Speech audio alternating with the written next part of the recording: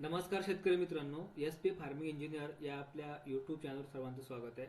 मित्रांनो, आता आपण आहोत महाडीबीडी पोर्टलच्या होम पेजला आणि आपण बघू शकता की या ठिकाणी मी माझं अकाउंट लॉग इन केलेलं आहे. अकाउंट लॉग इन करण्यासाठी आपल्याकडे फार्मर आयडी असणं आवश्यक आहे आणि जो रजिस्टर्ड मोबाईल नंबर आहे त्यावरती आपल्याला ओटीपी येतो. तो ओटीपी वापरून आपण आपलं महाडीबीडी अकाउंट लॉग इन करू शकतो. तर मित्रांनो बघा, ज्या शेतकऱ्यांनी ऑक्टोबर-नोव्हेंबर 2025 या आर्थिक वर्षात ऑनलाईन अर्ज केलेले होते आणि ऑक्टोबर-नोव्हेंबरमध्ये विशेष करता ज्या शेतकऱ्यांनी डॉक्युमेंट अपलोड केले होते, निवड झाल्यानंतर आपल्याला त्या ठिकाणी वस्तूचं quotation, test report, dealership certificate, bank passbook, आपलं आधार कार्ड आणि काही हमीपत्र सादर करावे लागतात. आता नेमकं असं झालेलं आहे की त्यावेळेस ज्या शेतकऱ्यांनी डॉक्युमेंट अपलोड केले आहेत आणि टेस्ट रिपोर्ट अपलोड केले आहेत, तर काही शेतकऱ्यांचे टेस्ट रिपोर्ट जे आहेत त्या वस्तूचे किंवा यंत्राचे ते एक्सपायर झालेले आहेत. त्यामुळे आता त्या शेतकऱ्यांना परत एक संधी मिळत आहे डॉक्युमेंट अपलोड करायची. तर या व्हिडिओमध्ये आपण तेच बघणार आहोत. आता मी ज्या घटकासाठी अर्ज केलेला होता, या ठिकाणी ब्रश कटर या घटकासाठी मी अर्ज केलेला होता. त्यावेळेस ऑक्टोबरमध्ये मी test report, dealership certificate, quotation सगळं त्या ठिकाणी व्यवस्थित अपलोड केलेलं होतं. परंतु हे जे महाडीबीडी पोर्टल आहे, जेव्हापासनं जवळपास 32 लाख शेतकऱ्यांची निवड झाली, त्यानंतर शासनाकडे फंड सुद्धा नव्हता या कृषी यांत्रिकीकरणासाठी.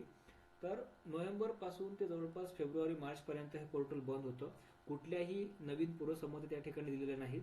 त्यामुळे आता समोरच्या काळात म्हणजे पुढच्या 1 ते 2 महिन्यात पूर्वसंमती परत सुरू होणार आहेत. आता ज्या शेतकऱ्यांनी त्यावेळेस अर्ज केले असतील, त्यांचं निवड झाली, डॉक्युमेंट अपलोड केले, पण अजून सुद्धा पूर्वसंमती मिळाली नाहीत, अशा शेतकऱ्यांच्या डॉक्युमेंट्समध्ये काही त्रुटी आहेत. त्या शेतकऱ्यांना परत एक संधी मिळत आहे डॉक्युमेंट अपलोड करण्याची. तर आपण या ठिकाणी चलन अपलोड किंवा कागदपत्र अपलोड या घटकामध्ये बघू शकता वैयक्तिक कागदपत्रे. आणि या ठिकाणी ज्या घटकासाठी तुम्ही अर्ज केला असेल, आता माझ्या केसमध्ये ब्रश कटर या घटकासाठी मी अर्ज केलेला होता, तर मला आता परत कागदपत्र या ठिकाणी अपलोड करायचे आहेत. आता कागदपत्र अपलोड करत असताना आपला जो टेस्ट रिपोर्ट असतो तो आजच्या तारखेपर्यंत किंवा आजपासनं समोर 6 ते 7 महिने हा त्या ठिकाणी व्हॅलिड असायला पाहिजे. माझा टेस्ट रिपोर्ट जो आहे ब्रश कटरचा तो त्याची व्हॅलिडिटी एक्सपायर झालेली होती, म्हणून मला आता हे डॉक्युमेंट परत अपलोड करावे लागत आहेत. तर या ठिकाणी हे डॉक्युमेंट मी परत अपलोड करतो आहे. डॉक्युमेंट कसे अपलोड करायची याची कल्पना सर्व शेतकऱ्यांना आहे. त्यानंतर एक नवीन बदल या ठिकाणी आहे बघा. जेव्हा आपण या ठिकाणी कागदपत्र अपलोड करतो, तेव्हा याआधी कागदपत्र अपलोड करण्याची जी साईज होती ती जास्तीत जास्त 500 KB होती. आता ती वाढवून या ठिकाणी जवळपास 1.5 MB पर्यंत करण्यात आलेली आहे.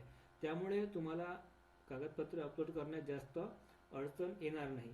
आता एक डॉक्युमेंट या ठिकाणी मी अपलोड करून दाखवतो बघा. फाईलचा आकार जो आहे तो 15 ते 1 MB पर्यंत, सॉरी मी 1.5 MB सांगितलं होतं, तर 15 KB ते 1000 KB किंवा 1 MB पर्यंत आपण डॉक्युमेंट या ठिकाणी अपलोड करू शकतो. तर या ठिकाणी मी माझं जे टेस्ट रिपोर्ट आहे आणि कोटेशन आहे ते अपलोड करतो आहे.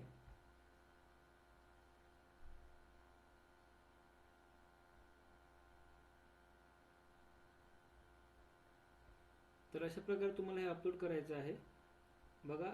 साईज आता तुम्हाला 1 MB पर्यंत अपलोड करायची आहे, चालेल. आणि या ठिकाणी जतन करा या ऑप्शनवरती क्लिक करायचं आहे. तर बघा मित्रांनो, छोटंसं अपडेट होतं. ज्या शेतकऱ्यांनी अर्ज केले असतील, डॉक्युमेंट त्रुटीमध्ये असतील, त्या शेतकऱ्यांना मोबाईलवरती SMS आलेले असतील. जर SMS आला नसेल तरी आपल्याला आपलं महाडीबीडी अकाउंट जे आहे ते रेग्युलरली लॉग इन करून चेक करायचं आहे आणि परत आपले डॉक्युमेंट अपलोड करायचे आहेत. धन्यवाद.